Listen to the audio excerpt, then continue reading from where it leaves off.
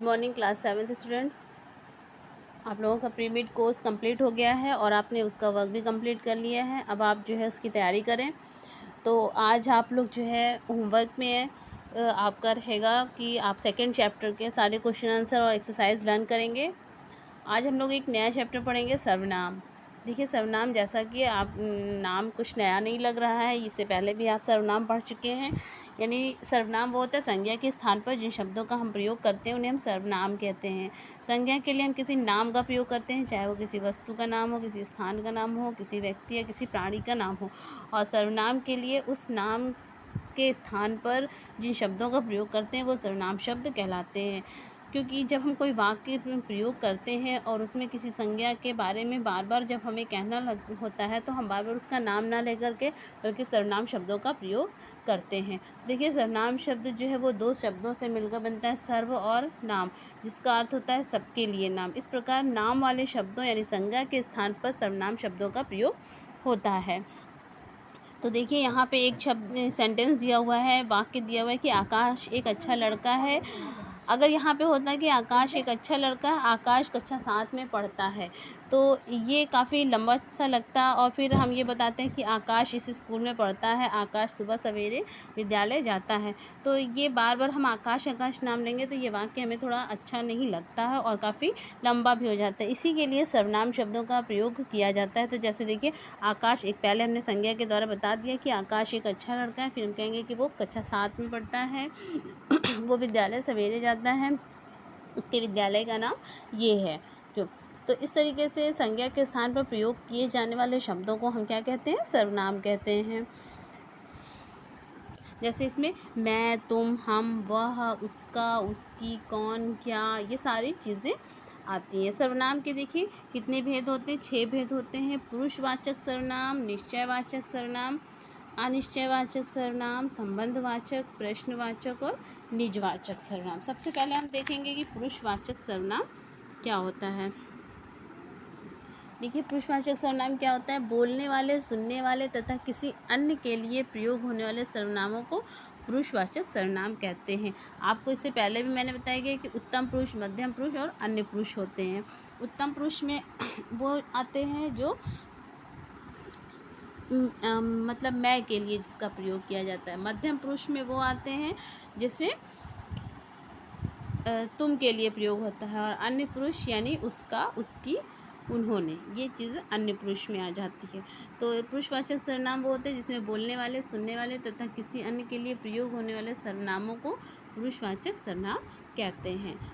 पुरुषवाचक सर्वनाम के लिए 3 भेद होते हैं, उत्तम पुरुष, मध्यम पुरुष और अन्य पुरुष। उत्तम पुरुष क्या होता है कि जिन सर्वनामों का प्रयोग बोलने वाला स्वयं के लिए करता है उन्हें हम उत्तम पुरुष कहते हैं। जैसे मैंने बताया आपको कि मैं, मेरा, हमारा, हमको, ये सारी चीज़ें, मुझे, मुझको।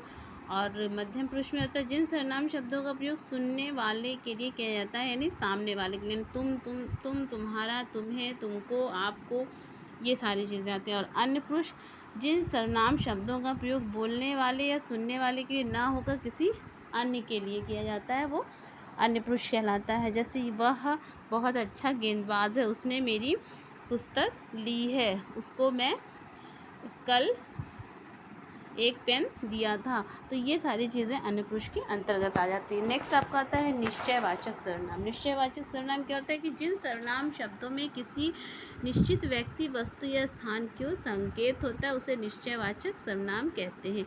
जैसे यह, वह, ये, वे आदि, ये क्या कहलाता है? निश्चयवाचक सर्वनाम।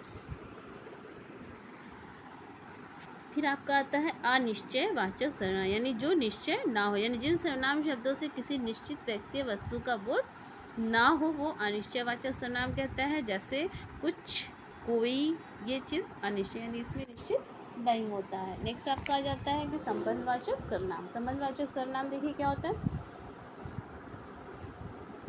जिसमें सर्वनाम शब्दों का प्रयोग वाक्य में किसी संज्ञा या सर्वनाम से संबंध बताने के लिए किया जाता है, उसे हम संबंधवाचक सर्वनाम कहते हैं। जैसे जो, जैसा, वैसा, जिसका, जहाँ, तहाँ, यानी जैसा दृश्य वैसा वेश, जो डर गया सो मर गया, यानी एक दूसरे से इसमें संबंध बताया जा रहा है। ये संबंधवाचक सर्वनाम के अंतर्गत आ जाता है। नेक्स्ट आपका आता है प्रश्नवाचक सर्वनाम। प्रश्नवाचक सर्वनाम में यानी जिन सर्वनाम शब्दों का प्रयोग प्रश्न पूछने के लिए किया जाता है उन्हें हम प्रश्नवाचक सर्वनाम कहते हैं।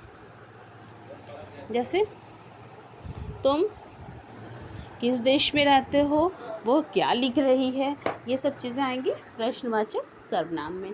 फिर निजवाचक सर्वनाम। निजवाचक सर्वनाम यानी निजत्व अर्थात अपनेपन का बोध कराने वाले सर्वनाम शब्दों को निजवाचक सर्वनाम कहते हैं। यानी जिसमें निजता हो, जिसमें अपनेपन का बोध कराया जाए। जैसे आप, अपने, आप, स्वयं, खुद, स्वतः, आप ही आप, ये निजवाचक सर्वनाम कहलाते हैं। यानी निजत्व अर्थात अपनेपन का बोध कराने वाले। तो आपने देखा कि सर्वनाम क्या होते हैं।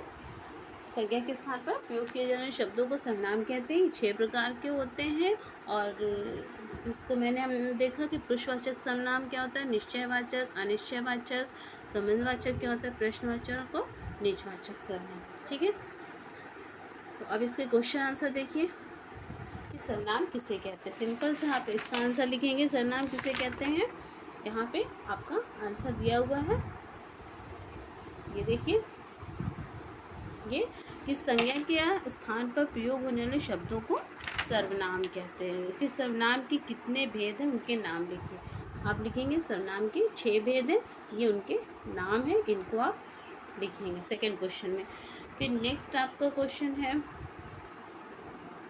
कि पुरुषवाचक सर्वनाम के कितने भेद हैं। तो पुरुषवाचक सर्वनाम के भेद आप ये लिखेंगे, पुरुषवाचक सर्वनाम के 3 भेद हैं। ठीक है, फिर प्रश्नवाचक सर्वनाम किसे कहते हैं, यहाँ पे है आपका ये प्रश्नवाचक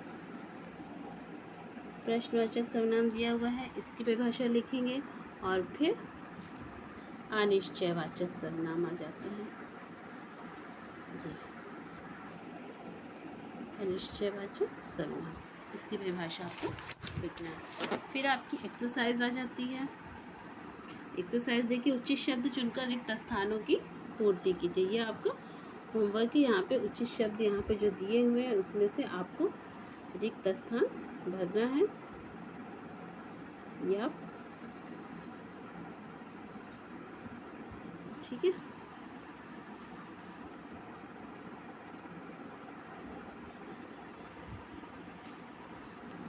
और फिर नेक्स्ट क्वेश्चन है आपका कि निम्नलिखित कथनों में से सही के सामने सही और गलत के सामने गलत का निशान लगाइए। तो ये आप कर लेंगे। फिर है आपका निम्नलिखित वाक्यों में छपे सर्वनाम शब्दों को उचित भेद दिए गए विकल्पों से चुनकर उनके सही चिन्ह में लगाइए।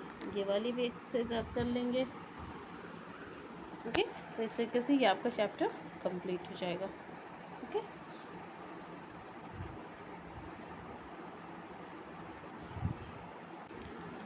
और आज आपका क्लास वर्क ये है। और होमवर्क में मैंने आपको दिया है हिंदी सेकंड का सेकंड चैप्टर। आपका सेकंड चैप्टर है, मैंने आपको पढ़ाया था वर्ण विचार। ठीक है, तो उसकी एक्सरसाइज और क्वेश्चन आंसर आप लर्न करेंगे, याद करेंगे। ओके।